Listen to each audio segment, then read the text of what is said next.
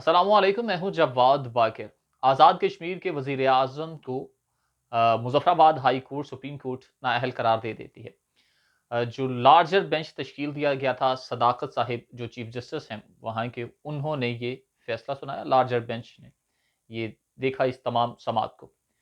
सबसे बड़ा सवाल ये है कि क्या ये रजीम चेंज ऑपरेशन ही की एलिमेंट तो नहीं है?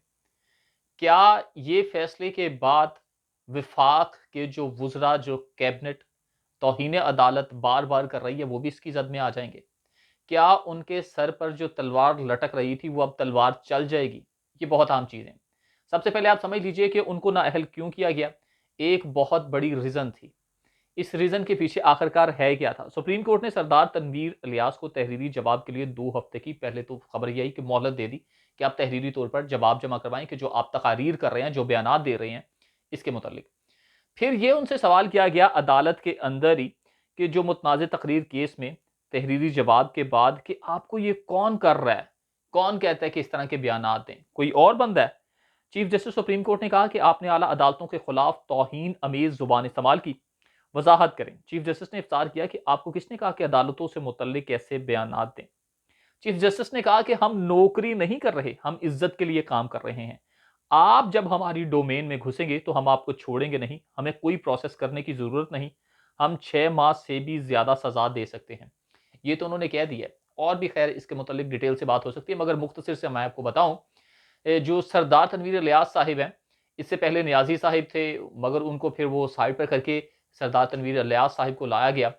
अब इसमें बहुत दिलचस्प बात है, इमरान खान को हटाया गया। ज़ाहिर-सी बात है, ये बात पढ़ी-लिखी सी है कि जिसकी वफ़ाक में हुकूमत होती है, उसी की आज़ाद कश्मीर और जीपीएन के गिलगित-बिल्तिस्तान में भी उनकी हुकूमत होती है। एक तो ये एलिमेंट ज़हन में रखिएगा।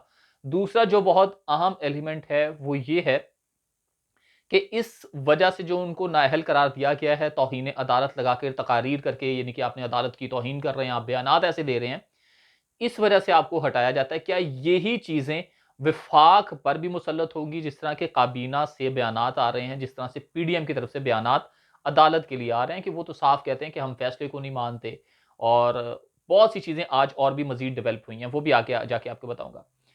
सरदार तनवीर इलियास साहब एक बहुत बड़े बिज़नेसमैन हैं, और ये एक किस्म का कह लें कि कश्मीर में एक वो एटीएम या पैसे मालदार बंदे हैं जी, बहुत बड़े। अब उनकी वीडियोज़ भी चलाई जाती हैं अदालत में सबूत के तौर पर, कि उनको बताया जाता है कि ये आप ही हैं जी। जजेस साहब पूछते हैं, कौन चला रहा है आपको, कौन कह रहा है इस तरह से? एक तो ये चीज़ है, तौहीन अदालत इन पर इस तरह से लग गई। दूसरी वो चीज़ है, अगर इन पर उनको बयानात दिखाकर नाअहल करार दिया जाता है, तो फिर सुप्रीम कोर्ट को भी नहीं चाहिए कि मरियम नवाज़ की वो ऑडियो और वीडियो लीक्स वाली जो वो चीज़ें चला देती है इजलास में, कन्वेंशंस में, वो भी जजेस बुला के उसे कहें, बीबी ये क्या कर रही हो जजेस के साथ? मगर उस पर नाअहली की तलवार नहीं लटकी। वो तो पहले उसे कैद मुशक्कत के तौर पर उसको सज़ा हो चुकी, मगर वो फिर भी बाहर फिर रहे हैं। खैर, ये पाकिस्तान का निज़ाम ही इस तरह से। बाद में कहते हैं अदालती निज़ाम ठीक होना चाहिए, इस्लाहात हम लेके आ रहे हैं, फिर कुछ भी नहीं होना चाहिए। ये इसी तरह मामला चल रहा है। अब ये रजीम चेंज ऑपरेशन है, क्योंकि आज़ाद कश्मीर और गिलगित-बिल्तिस्तान के हवाले से ज़मान पार्क में जब ऑपरेशन किया गया था सरकार की तरफ से, ये इल्ज़ाम लगाया गया था कि आज़ाद कश्मीर की पुलिस भी खान साहब की हिफाज़त के लिए है, और गिलगित-बिल्तिस्तान की पुलिस भी, वहाँ की जो फ़ोर्सेज़ हैं, वो खान साहिब की हमायत के लिए आ जाती हैं, यहाँ पर लोग कुछ मौजूद हैं।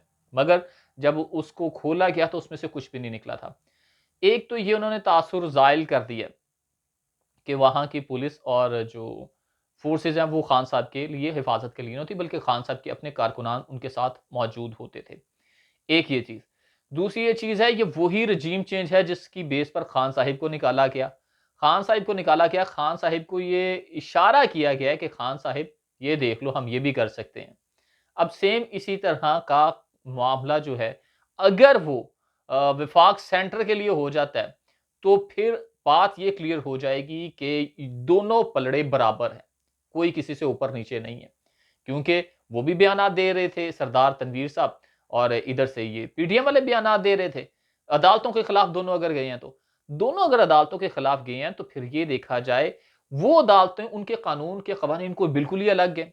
उनमें कुछ ज़रा-सी बात करने से बंदा नाअहल हो जाता है, तो इधर जजेस को जो मर्ज़ी कही जाओ, या उनके जो हुक्म आता है, जो उनका फैसला आता है, उसी को ना मानो। आप फिर भी ठीक है जी, ओके हैं, आप हुकूमत में हैं।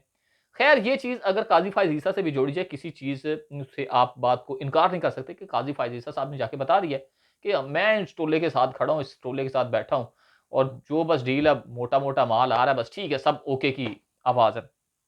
एक तो ये चीज़ हो गई। अब दूसरी बड़ी इम्पोर्टेंट चीज़ है, जो होने जा रही है, वो ये है कि अब खान साहिब को बता दिया गया है कि हम आज़ाद कश्मीर की सियासत में पूरी तरह से हावी हैं। ये आप ये ना समझें कि ये ग्राउंड साफ की गई है नून लीग के लिए नहीं, ये खान साहिब को एस्टेब्लिशमेंट की तरफ से पैगाम दिया गया है कि हमने उसको भी नहीं छोड़ा जो तुम्हारी हुकूमत लेकर बैठा हुआ था आज़ाद कश्मीर में।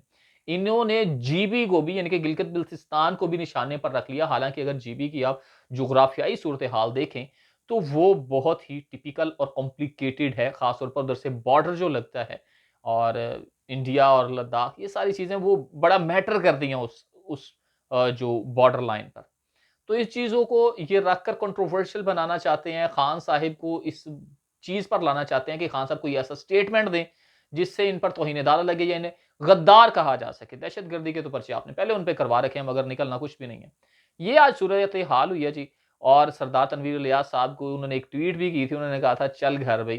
तो उस बुनियाद पर उनको कह दिया गया कि आप चलें घर। मगर आज़ाद कश्मीर की तारीख में ये पहली मर्तबा है कि किसी वज़ीर-ए-आज़म को, इलेक्ट वज़ीर-ए-आज़म को तौहीन-ए-अदालत के केस में उन्हें घर भेज दिया गया है। उन्हें घर भेज दिया गया। अब नए जो है इलेक्शन कमिश्नर को खत भी इलेक्शन कमीशन में खत लिख दिया गया है कि भई इलेक्शन जो नया वज़ीर-ए-आज़म है, उसको ढूँढने लगाएँ और बिठाएँ उसको सीट पर। ज़ाहिर-सी बात है, आपको मैं पहले बता चुका, जिसकी सेंटर में हुकूमत होती है, उसी की हुकूमत आज़ाद कश्मीर में होती है या उसी का वज़ीर आला वग़ैरह गिलगित-बिल्तिस्तान में आपको नज़र आता है। तो ये वो चीज़ करना चाह रहे हैं, मगर ऐसा होगा नहीं, क्योंकि अब वक़्त बदल चुके हैं, हालात बदल चुके हैं, मौसम बदल चुके हैं, हवाएँ बदल चुकी हैं, अब बहुत सी चीज़ें बदल चुकी हैं।